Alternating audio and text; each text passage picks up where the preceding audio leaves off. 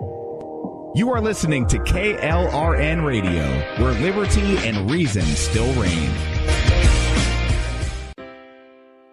Most writers and radio show hosts know that to connect with your fans, you need to do more than just write books or record the latest podcasts. There are many different elements that go into forming an online platform, but there are also many hidden traps. To make matters worse, solid advice on how to survive the muddy waters is scarce. In the book Hidden Traps, I talk about some of the important issues of working with an online platform, highlighting traps that could put your physical or internet security at risk or be harmful to your reputation. Are your social media posts just links with a few disjointed words, making you look like someone who can't complete a sentence? Did your new website cost you more than you anticipated? Are you leaking your personal contact details across the web without even knowing it? Then you need Hidden Traps. Hidden Traps is now available in paperback and ebook from a variety of retailers, including Amazon, Barnes & Noble, and Kobo. Visit blackwolfpublications.com for more details.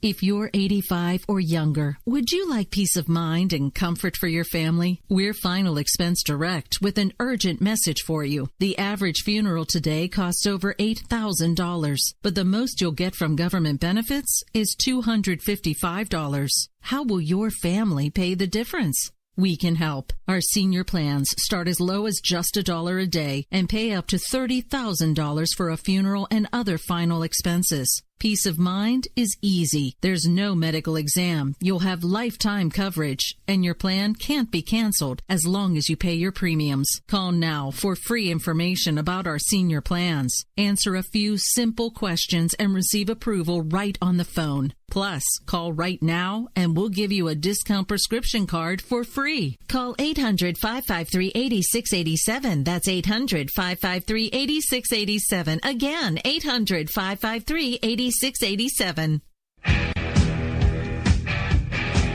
KLRN Radio has advertising rates available. We have rates to fit almost any budget. Contact us at advertising@klrnradio.com.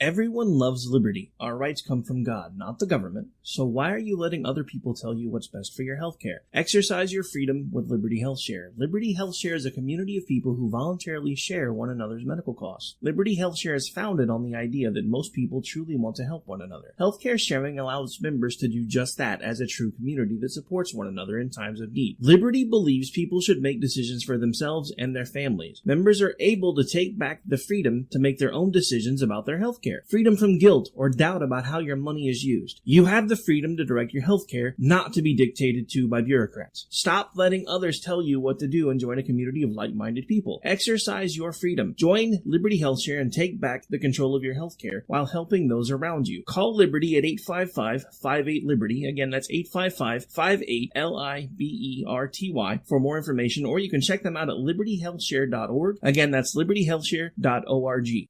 My son was in the Army back during Desert Storm, but even then he wanted an MBA. He looked at a dozen schools, but only one offered the online education and flexibility he needed while he was in a tent in Iraq. Grantham University. Turns out that Grantham's been delivering affordable, relevant college and advanced degrees for over 65 years. Heck, if they can deliver a quality education to a soldier in a tent overseas, think about the flexibility Grantham can offer you so you can earn your degree too. It doesn't matter how complicated or full your life is. If getting a degree is on your bucket list, you'll want to do what my son did. You'll want to call Grantham. Find out how easy it is to get started on your education so you can check that college degree off your bucket list. Call Grantham right now. 800-910-1370. That's 800-910-1370. Flexible, affordable, relevant. Call 800-910-1370. At St. Jude, a family never sees a bill at all. It's like the world has been lifted off of your shoulders. St. Jude Children's Research Hospital. Finding cures, saving children. Learn more at stjude.org.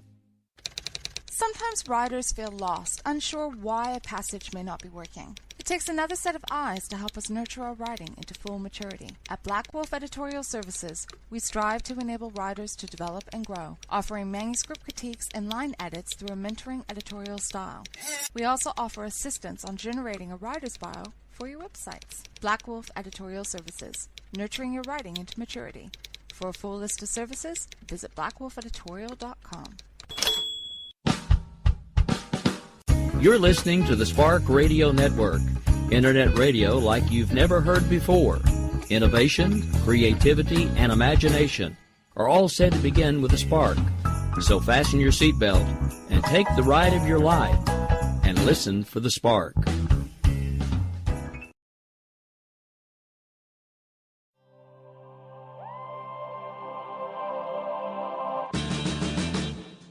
This is Don on the Air. It's a look at today's news and social commentary from an eyes-wide-open perspective. It's up to us to ensure the issues of today are decided by us, not for us, because no one will give us liberty. We must claim it for ourselves.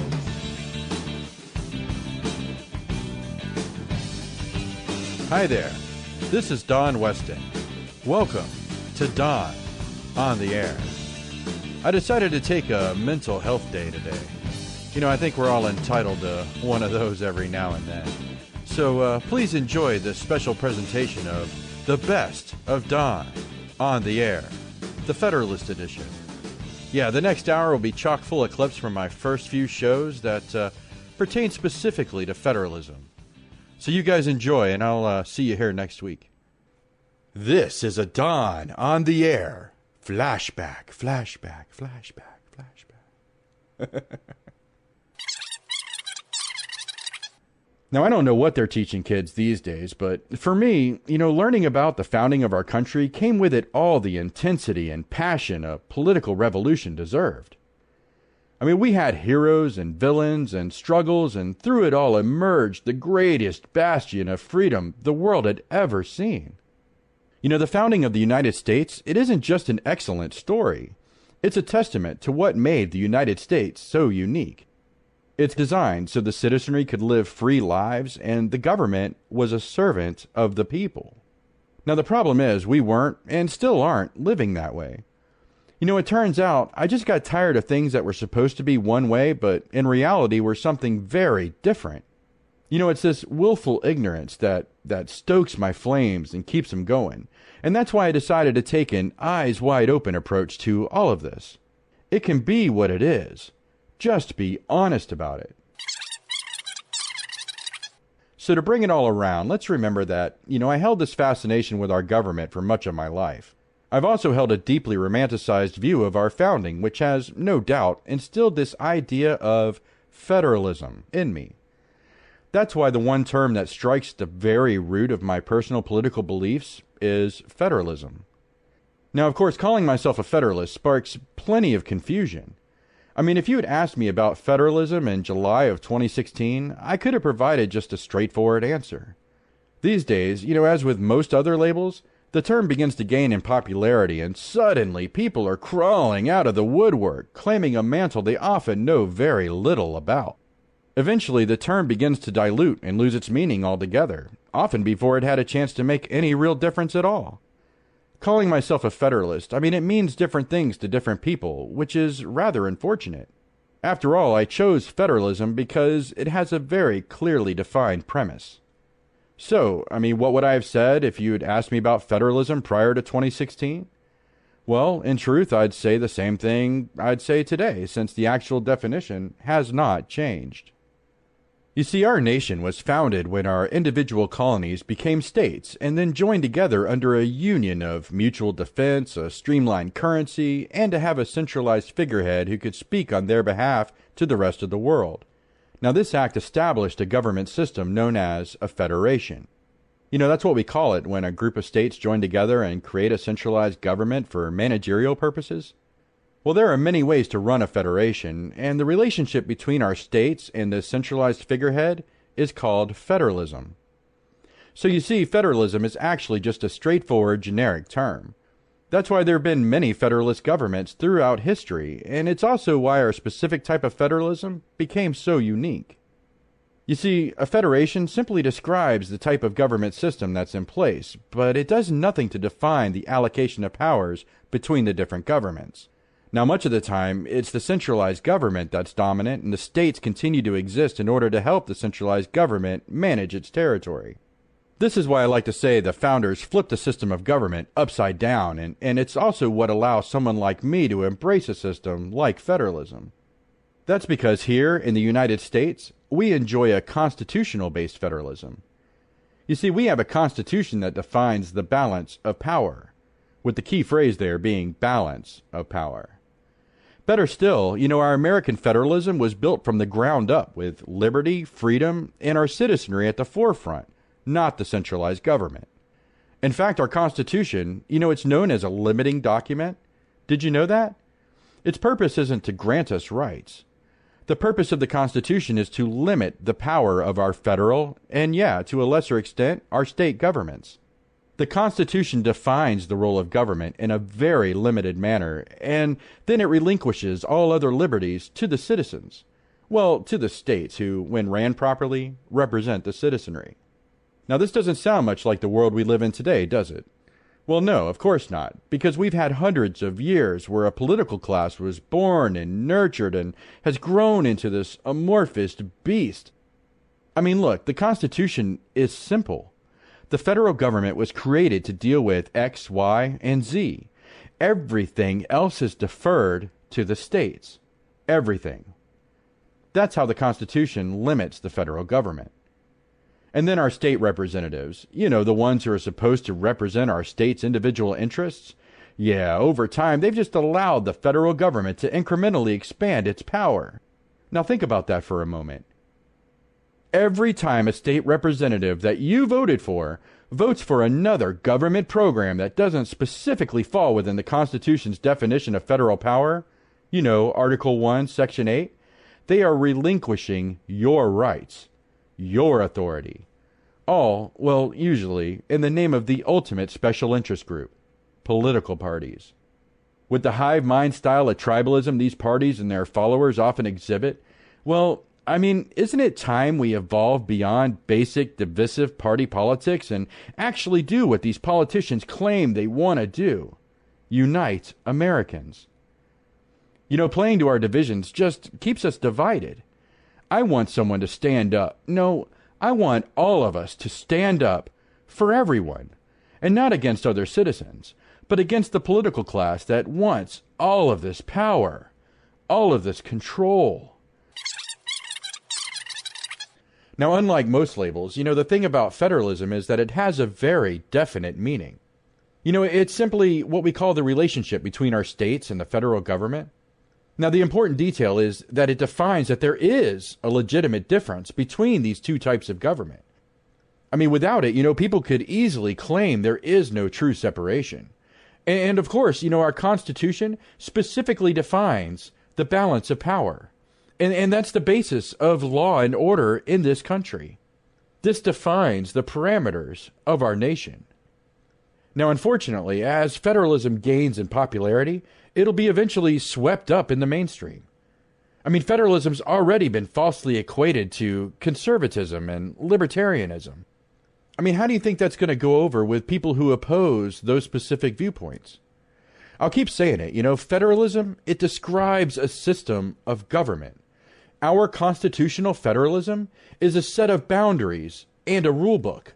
Sure, it can be described as an ideology because an ideology describes a set of beliefs that form the basis of a political system.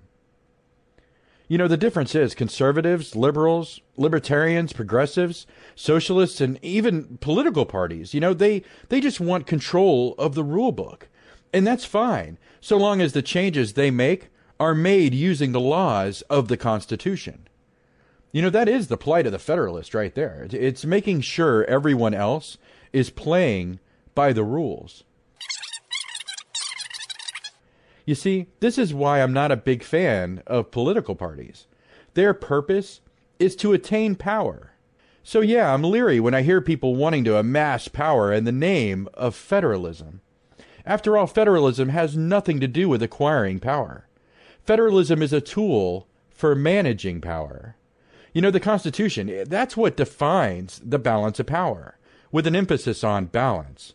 And when we honor the limitations of the Constitution, the power remains balanced. As a Federalist, I'm a fan of utilizing government in the way our founders intended.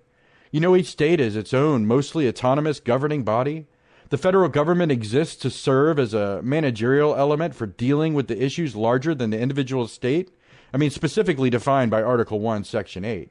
Both government types submit entirely to the Constitution, and each of these governing bodies are then made up of offices, and more importantly, these offices are filled by ordinary, everyday people who will, at the very least, uphold their oath to support and defend the Constitution.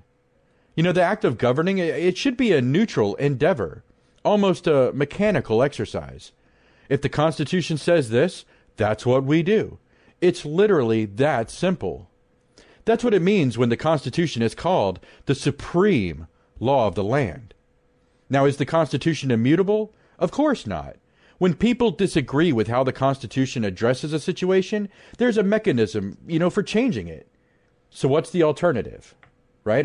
People are so used to being led around. At least, if we're leading them in the right direction, that should be okay, isn't it? Well, sure. Until a leadership or directional shift occurs. You may not think the direction is such a positive one then. No, what we want, what we need, is an informed populace. After all, our citizenry is supposed to be holding office and managing our governments. And these people, they come from our communities, and they're voted into office by we, the people of our states. If you follow the chain of events here, you discover it all begins and ends with our citizenry. Again, we can encourage our citizenry to just be led around like sheep until the next loudest, more charismatic shepherd comes along and changes direction. Shepherd, Pied Piper, there are so many examples. No, our population must think for itself. But the key is to help our fellow citizens make informed decisions. If our populace is making informed decisions, then the leadership that we put in place will also be making informed decisions, leading us toward a citizen-led, liberty-based society our founders intended and our Constitution describes. Now, for this to all work, education, that has to be the forefront of the process. We can show people the information, help them see how it, work towards their advantage. Right now, people are being taught that, the system works against them. It doesn't. It works for the majority by state, which is the intention. But this ensures that each state, or rather the citizens of each state, have a voice, a say in the changes that are made to our governments, their organization, structure, and more importantly, their restrictions. Our governments, they blatantly ignore the Constitution. They ignore the supreme law of the land. And people get so emotional, they just allow it to happen. These are the real threats to our nation. Not who bakes a cake or which restroom someone uses. No one will have any choice at all once the Constitution is gone and the governments truly take charge. It's like that famous quote by Gary Lloyd. When the government's boot's on your throat, whether it's a left boot or a right boot, is of no consequence. Now we'll be right back with more The Best of Don on the Air, the Federalist Edition, in just a moment. This is a Federalist Moment with Don Weston, brought to you by the Federalist Coalition. There are folks out there who actually believe the fight for liberty is over, as if liberty were some sort of quantifiable resource that could be easily measured. I challenge those people to actually get off their rear ends, go offline, and go speak to some real people face to face, especially in low-income housing areas, and just see how liberated they truly feel. What, aren't they also Americans? Do they not count? The argument is, this isn't the 1700s, and when our founders spoke of liberty, they were talking about a very specific circumstance. But liberty is an abstract, especially by today's standards. To our founders, liberty was escaping from the oppression of a parliamentary system. To others, liberty was breaking the shackles of slavery. Later, it would mean fighting for equal opportunity under the law. You know, the literal definition of liberty is the state of being free within society from oppressive restrictions imposed by authority on one's way of life, behavior, or political views. So clearly the fight for liberty is never over, not as long as there are those who wish to take it away. Liberty is under constant assault, whether it be from those wishing to tax us into slavery, demanding we pay our fair share, or socialists who want to take away free enterprise and demand we all live equally poor, rather than having a society that rewards those who put forth the extra effort. We have others still who would love nothing more than to see people subjugated and enslaved based on the color of their skin, or because of the way they think. You know, our own federal government would like nothing more than to remove or ignore the Constitution, which severely limits their power and protects what? That's right, our liberty. So remember, liberty is not a binary system. There are varying degrees of liberty, and they're all very important. Most of us certainly experience liberty today, but it's when we become complacent that our liberty is in the most jeopardy. It may have been Patrick Henry who said, "Give me liberty or give me death." Well, I say no one will give us liberty. We must claim it for ourselves. Now you can discover more truths about federalism at thefederalistcoalition.org.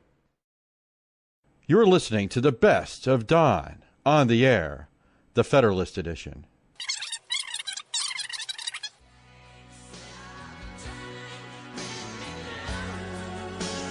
This is Don on the air.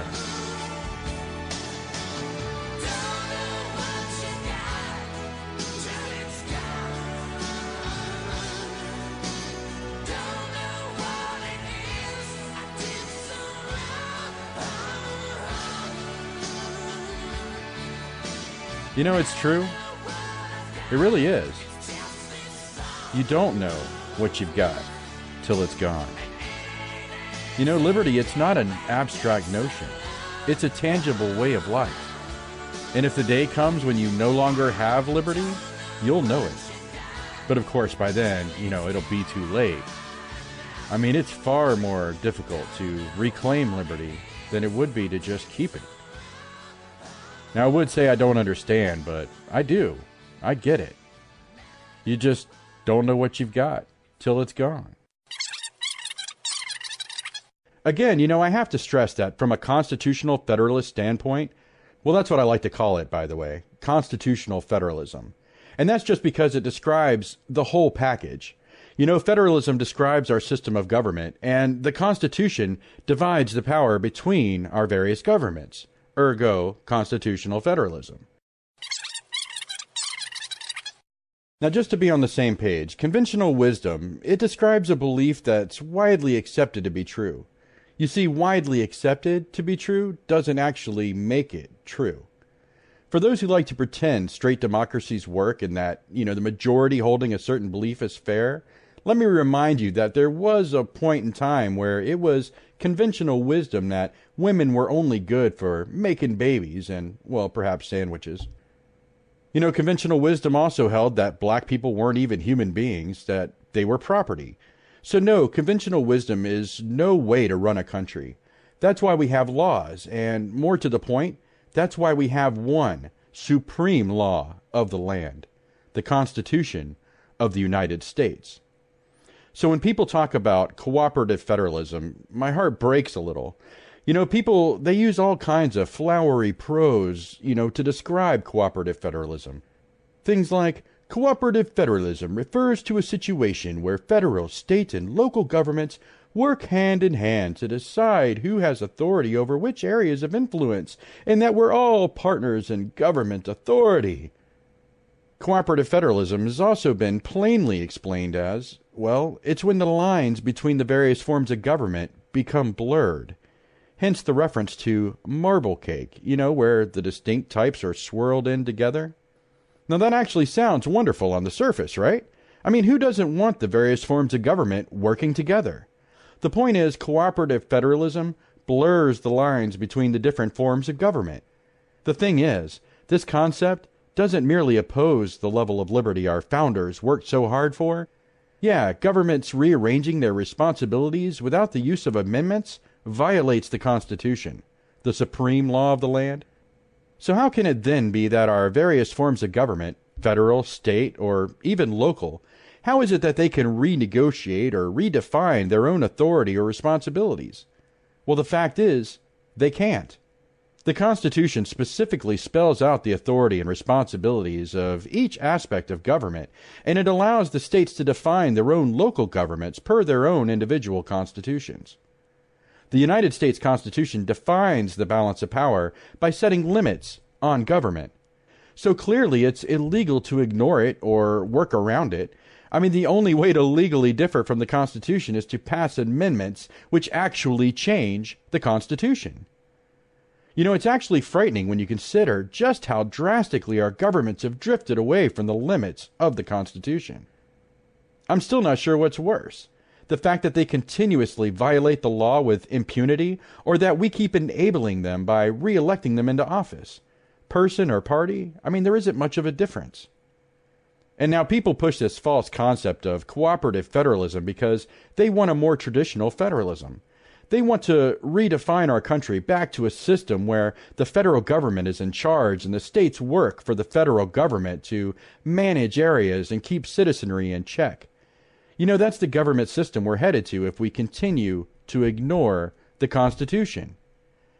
In fact, I mean, that's why we still have dual federalism, because the Constitution has not changed.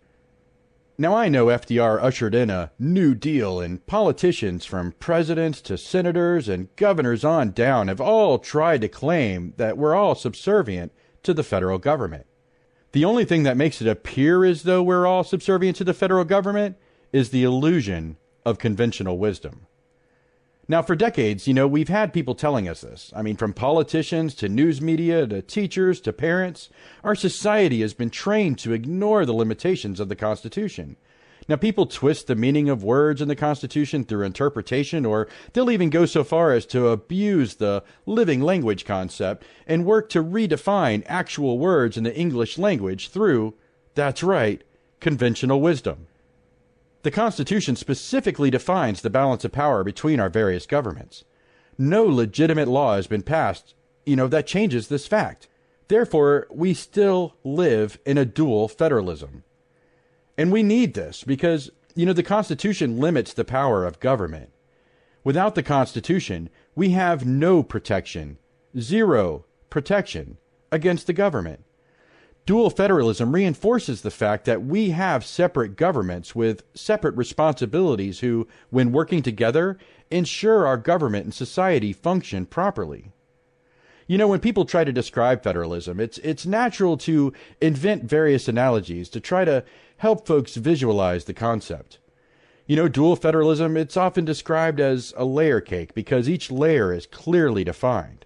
I mean, I don't care for the layer cake. I mean, look, the purpose of dual federalism is that various governments are assigned their tasks, but are essentially equal. With cake, one layer is always above another. To me, that just doesn't represent dual leadership. Now, the same is true of these pyramid schemes. We see them fairly often. It's like a triangle that's sectioned off, also into layers, where we place one person or group above another. Even when you turn that pyramid upside down, it does not represent American federalism. You're still putting one aspect of government over another. That's subordinate, not dual, and certainly not equal. Now, I guess today, if I must use an analogy, perhaps the best example would be a highway. You see, a highway has multiple lanes, and each side of the highway is sectioned off. The states are on one side and the federal is on the other, each going in their assigned direction on the appropriate side of the road, while leaving them each room to shift lanes where and how it's appropriate. Now, when it's all functioning as intended, traffic runs smoothly. When people decide to ignore the laws and work for themselves or their businesses rather than the Constitution, we have accidents and traffic jams and the system no longer functions. That's usually when people will decide, well, daggum, there ain't no left turn here, and I needs to make me a left turn. Oh well, I guess I'll just four-wheel it then. And voila, we have a workaround. I mean, now if they only amended the highway, to allow for a proper left turn, then the rest of the traffic could be prepared for that change, and it could all continue to function properly. You see, the truth is, dual federalism, it just doesn't need a snappy icon or visual representation to be understood. Rather than look at our governments as one overseeing another, we should just accept that they simply have different jobs. And that's all it really comes down to. Our state governments aren't in charge of trash removal or deciding whether a strip mall should be built. Those responsibilities are generally assigned to our municipalities or counties to manage. Similarly, our states don't negotiate with foreign leaders or assign value to their own currency. Those responsibilities belong to the federal government. And then the federal government shouldn't be involved with health or education, environmental or industrial issues because those are all state responsibilities. But no, I wanted something a little more, federalist. Let's see. Oh yeah, the Republicans. They're toying with our taxes again. No, I haven't really studied what they're up to just yet. I'll be getting into that in the next few weeks, but one thing I do know is whatever they're doing, it won't be nearly good enough. It won't be close, and that'll be by design. And how do I know? Well, in order to make meaningful changes to our tax code, you have to also introduce massive spending cuts. And this isn't a talking point. This is just reality. You see, we're $20 trillion in debt. Nearly $20.5 trillion to be warmer. And even with the Republican hat trick, the debt is still skyrocketing. USDebtClock.org, it's brutal. But the point is, we're spending ourselves into oblivion. Our government, they don't create money. Sure, they print money, but of course, the more money they print, the less valuable it becomes. So, no, the government doesn't generate profit. They're funded primarily by taking from others. And the problem is, we expect them to now take less money while our debt continues to explode. Look, let's put this into perspective, okay? Let's look at this with eyes wide open. The debt increases at a rate of about $28,000 per second. Yes, per second. That's what? 28,000 divided by 52 weeks is 538. Okay, divided by 40 hours a week is 1340 an hour. So before taxes, right? Every second our debt goes up an entire year's salary for someone making around $13.40 an hour. An entire year's salary in 1 second. So no, they're not going to cut taxes until that number slows down considerably. We can't afford to. But of course, the problem is our federal government, they just don't adhere to Article 1, Section 8 of the Constitution. If they did, the federal government spending would be in a far more manageable range. Ideally, all the government would be paying for are issues related to managing our currency, our national defense, and our interactions with foreign entities, including immigration. That's the nutshell version anyway. Do you notice what's not on that list?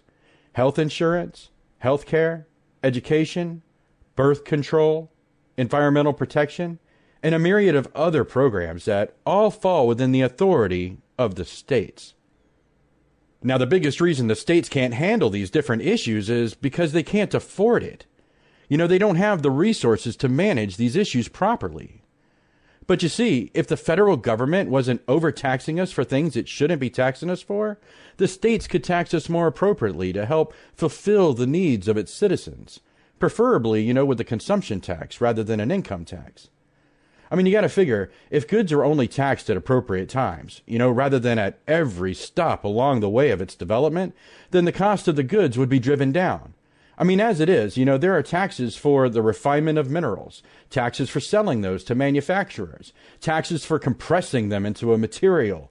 Then there's taxes on selling that to someone who shapes it into a product. And then there's taxes on selling that to a distributor. And then taxes on getting it onto retail shelves. And then taxes when you buy it.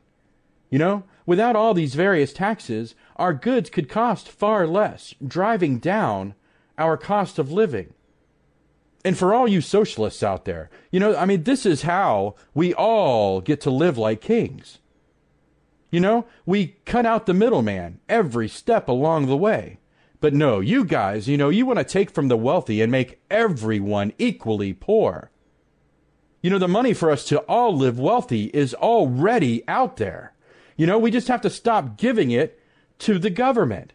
Stop giving everything, to the very entity that you want to empower in order to take control of those who have what you want. It makes no sense. Your quest for equality is what drives your need for equality.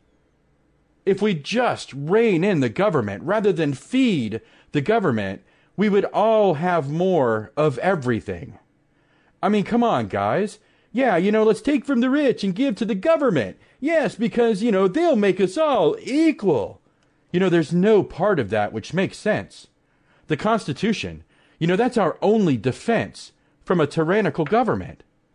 Tyrannical doesn't necessarily mean cruel, by the way. But anyway, the Constitution is our only defense from a tyrannical government. And these people, that's right, I said these people, socialists, they want to ignore the limits set on government. They want to give the government more power, more control. All they see is what the government can do for them. They're not seeing what the government will do to all of us once it controls the production and distribution of our goods and services. I mean, it's just the truth, man. I mean, I can't help it. You don't have to like it, but disliking it doesn't make it less true. Article 1, Section 8 exists for a reason. It defines the role of the federal government. I mean, when someone asks, well, what about everything else? Well, then we have the 10th Amendment. The powers not delegated to the United States by the Constitution, which takes place in Article 1, Section 8, nor prohibited by it to the states, as in unalienable rights, are reserved to the states respectively or to the people.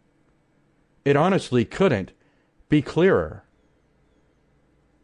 $20.5 trillion in debt. They make you think that it's no big deal, right? I mean, they act like it's no big deal to be in debt. I mean, always someone out there ready to lend money too, from credit cards to quickie car loans. People are prone to say, screw it, and just go out spending.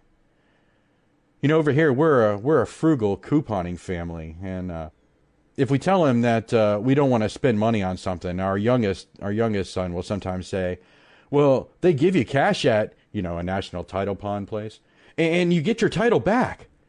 I mean, we try to explain, no, that's not how it really works. They loan you money, and then you have to pay back, a lot more money than you borrowed. But then he'll kindly suggest that we just go to the bank to get money. And of course, we have to explain, no, you have to go out and earn that money and put it in the bank for safekeeping, Otherwise, you have no money that you can get out. And I mean, sure, we do a good job of counteracting these influences, but the point is, these influences, they're everywhere. And they get into our children, when they're young. They get into these habits of consume. And that's what they're raised on. And so when they grow up, that's what they do. And the government wants it this way too. I mean, they want us obsessed with things and broke. Because then, we look around and we see things that other people have and we can't afford it because, we're overtaxed and our goods are overtaxed and we're obsessed with things and we can't have these things. So we demand the government take those things, from others and give them to us. And so the government listens, and they go out and they take those things and then it distributes it all, as it sees fit. The ruling class, how they dictate. And it all leads to the same place. I mean, the only other way is to honor our federalist structure and maintain the balance of power as defined by the United States Constitution. Now we'll be right back with more The Best of Don on the Air, the Federalist Edition, in just a moment. My name is Taylor Fisher, and this is the American Foundation. Federalist Number 1 by Alexander Hamilton. Among the most formidable of the obstacles which the new Constitution will have to encounter may readily be distinguished the obvious interest of a certain class of men in every state to resist all changes which may hazard a diminution of the power, emolument, and consequence of the offices they hold under the state establishments. In Federalist Number 1, Alexander Hamilton is stating the obvious. People in power want to stay in power. Those who held the power under the Articles of Confederation, specifically state legislatures, would not give it up easy to pass the Constitution. Today we see the same problems in the federal government. Any attempt to rein it in brings with it threats of government shutdown and the cancellation of Bert and Ernie. Don't buy into the lies. Remember, that government which governs best governs least. This has been the American Foundation, brought to you by FederalistCoalition.org. You're listening to the best of Don on the air, the Federalist Edition.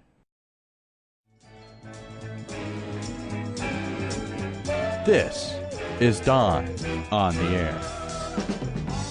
That I don't feel love. What I feel for you is real love. In other eyes I see reflected. I heard scorn, rejected love child. Never meant to be love child. Yeah. Sometimes folks just like to treat the Constitution like it's a love child. You know, like it's just something that happened. An unfortunate side effect of our founders' passion that they can just ignore when it's too much to deal with. So, you know, they just walk away. They just ignore it. Hey, come here a minute. No, really, come here. Check it out. You want to know one of the reasons our federal government gets away with so much? Do you? It's because some of our state legislators, they have no idea what the limitations of government are. I know, right? I mean, yeah, look, it's all spelled out right there in the Constitution, isn't it? But then you have people like Sonny Perdue. He said something like, what was it? Now, as governor, I was always aware of the federal supremacy law, which meant that federal law preempted state law when it spoke. That's it. Did you catch it? Sonny Perdue, former governor of Georgia. Governor. That's practically like the president of Georgia, you know? That guy. He has no idea what the Supremacy Clause does. He actually thinks it means the federal government can do whatever it wants. I mean, when our state legislators think the federal government can do whatever it wants, I mean, why would they stop them from doing anything? Now, look, I can't even blame this one on civics classes. I mean, Purdue certainly attended school way before I did, and from what I hear, schooling was far more focused back then on patriotism and whatnot. So that means he either became senile and forgetful, or he just didn't pay attention, or maybe he didn't care. Maybe it's because for most of his term, Republicans were essentially in charge of the nation, and he didn't have to push back much against the policies of his own party. I mean, after all, party loyalty is far more important than state loyalty or loyalty to your citizens, right? I mean, all he did was lead his state, you know?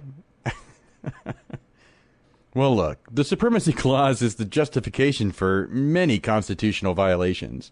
Now, I give Sonny a hard time, mainly because comments like he made leave me truly embarrassed for having him as my governor for so long. But he is far from the only one who ignores in pursuance thereof. I mean, you do realize, if the truth about this were to become publicized and known and people began to believe it, as they should, it would effectively overturn the moneylenders' tables. I'm talking, of course, about the mass realization that the most overused justification for federal overreach is itself just as limited as the government by the same document that gives it power in the first place.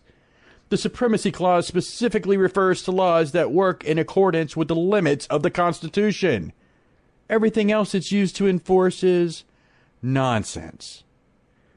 You know, English, it can certainly be a living language, but no amount of government propaganda or the opinions of unelected folks in black robes are going to change the history of language. Folks can play the interpretation game all they'd like. It's not going to change the fact that in pursuance thereof held the same definition when it was originally written into the Constitution that it holds today. I'm telling you, man, the sands are falling, and they never stop. We're running out of time. You know, people want to claim to be woke. Fine, be woke. Wake up to the necessity of the Constitution. Realize that the answer is not in sending more politicians and expecting them to change government in our favor.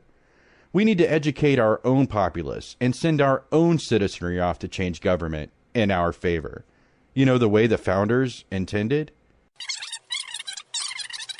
Now, you know, I mentioned the House of Representatives quite a bit, and I'm certainly not planning to stop any time soon.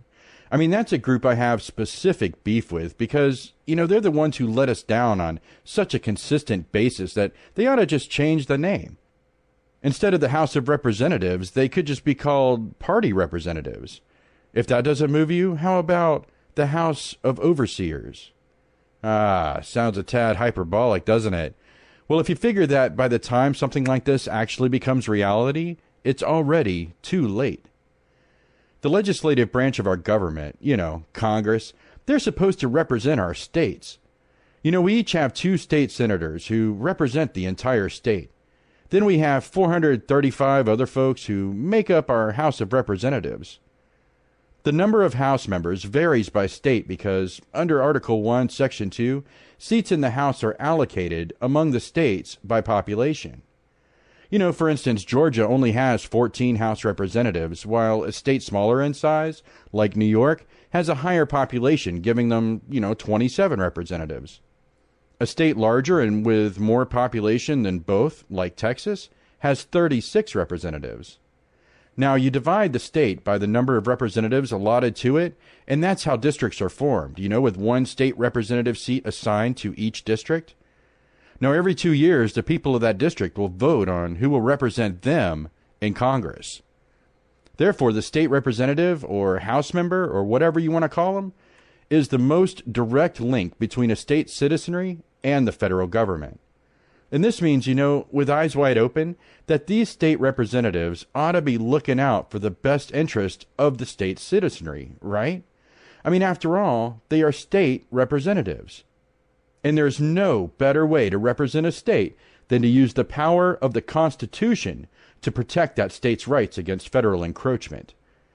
In fact, if folks would just work with the Constitution, the document designed from the ground up for our protection, if we just work within the limits of that Constitution, our country would run so much smoother and with a wider range of diversity available to everyone. You see, liberty, it just has that effect, you see? Well, even the Congressional Oath of Office lays it out in plain English. It goes a little something like this. I do solemnly swear or affirm that I will support and defend the Constitution of the United States against all enemies, foreign and domestic, that I will bear true faith and allegiance to the same.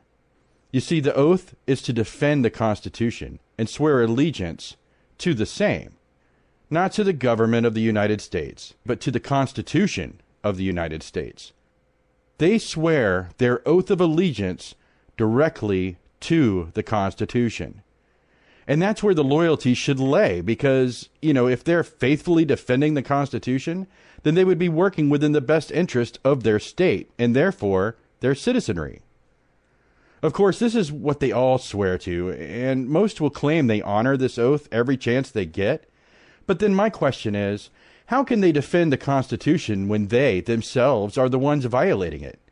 The answer is they can't. And they don't. Remember H.R. 3003, the No Sanctuary for the Constitution Act? The one that specifically violates not only personal rights, but also the 10th Amendment? The House of Representatives, they're the ones who put the bill out, voted on it, and passed it.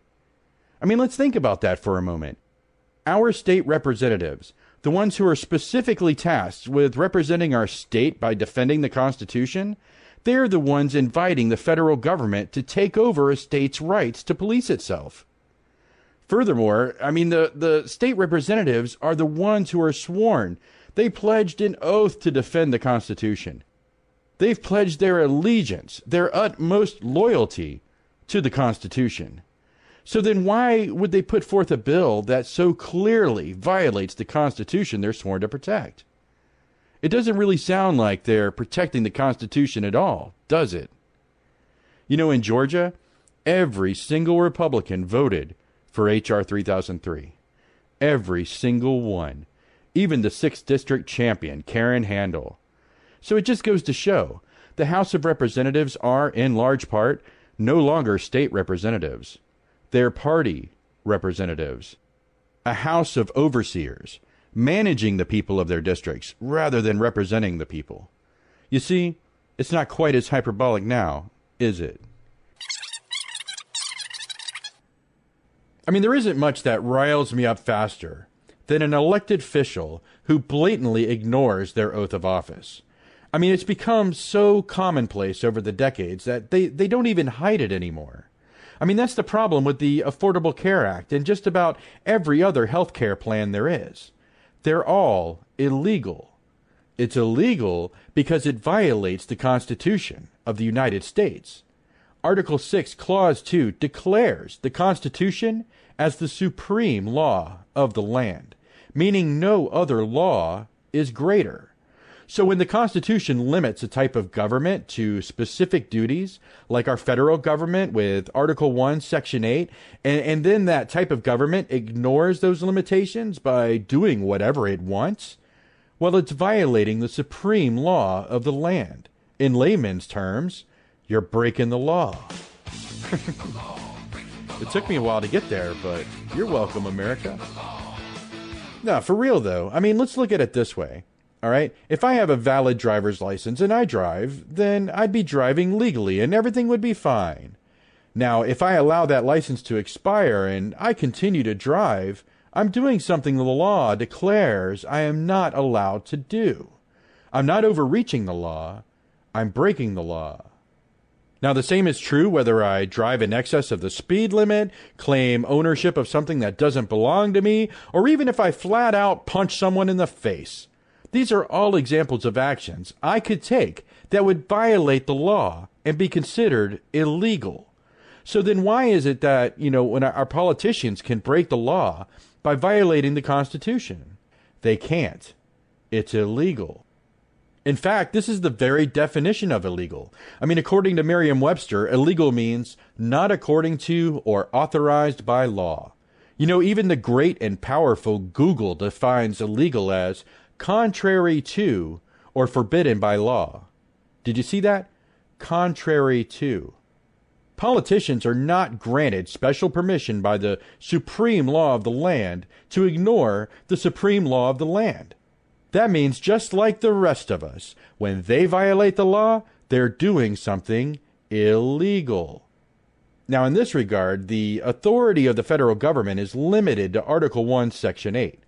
Nowhere in Article 1, Section 8, or anywhere else in the Constitution, for that matter, does it grant the federal government authority over health insurance. Nowhere. Now, this is important because the federal government has completely taken over our healthcare system through the manipulation of health insurance. The federal government is acting outside its legal authority. It is breaking the law. But, anyway, I mean, if we are, in fact, moving back toward a constitutionally based system, then we are truly in luck. An adherence to our constitutional federalism offers the most personalized freedom to the most people in this country. I mean, a state could be run by essentially any system the citizenry chose, from socialist and progressive to libertarian and conservative or anything in between. The only stipulations really would be that the states have to take care of themselves and they must adhere to the limits of the Constitution. Now, I know a lot of people claim, millions will be left out in the cold and states won't be able to take care of their citizens. And, I find that to be nonsense. I mean, those state legislators who ignore the plight of their citizenry won't remain state legislators for long.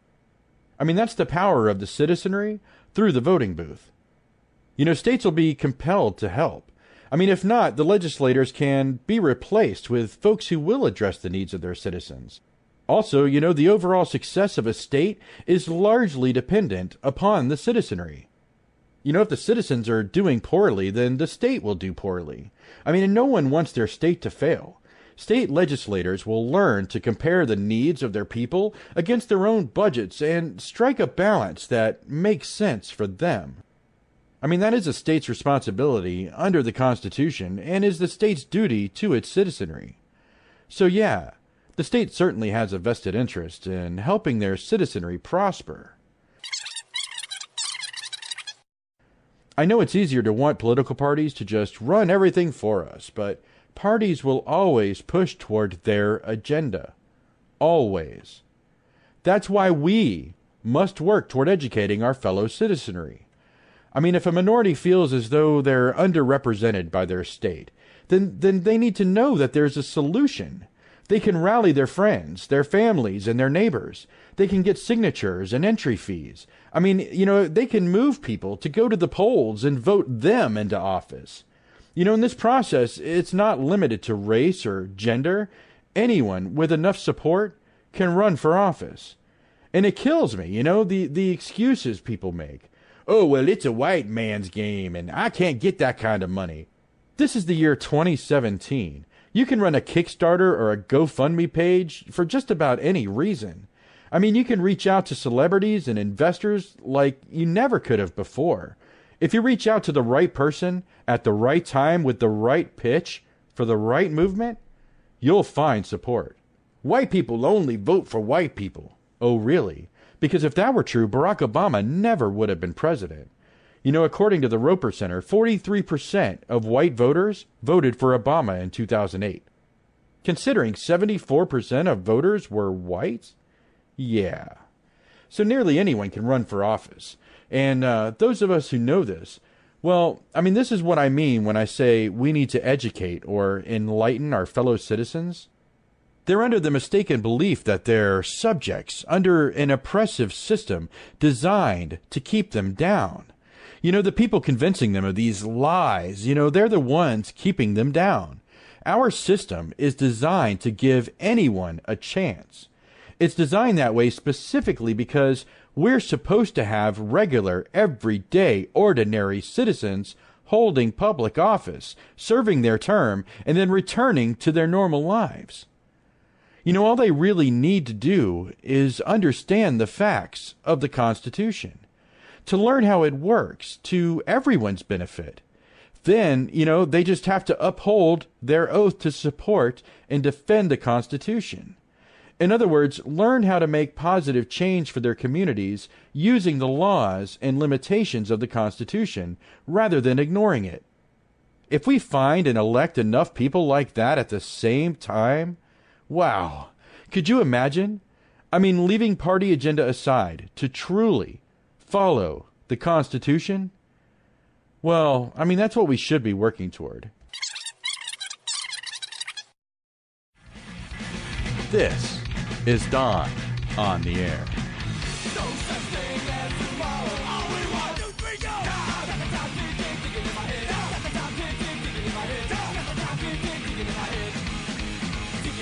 Man, I might need the time to be ticking in my head just a little bit more often because the thrashing of the anthrax reminds me I'm slap out of time.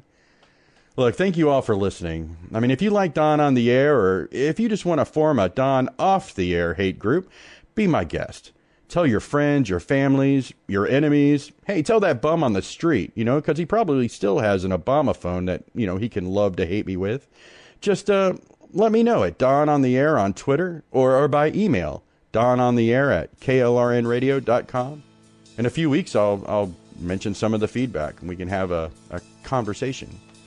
But coming up next is the rambunctious Rick Robinson with America Off the Rails. I'll be listening and chatting in the KLRNRadio.com chat room. You should join me. But for now, I'll see you folks here next week, Monday, 10 p.m. Eastern, right here on KLRNRadio.com. Until then, just remember, the Constitution is the supreme law of the land, not a polite suggestion. The people who swear their oaths to support and defend the Constitution ought to remember that, or else we need to remind them, in no uncertain terms, at the voting booth. You know, while we still can.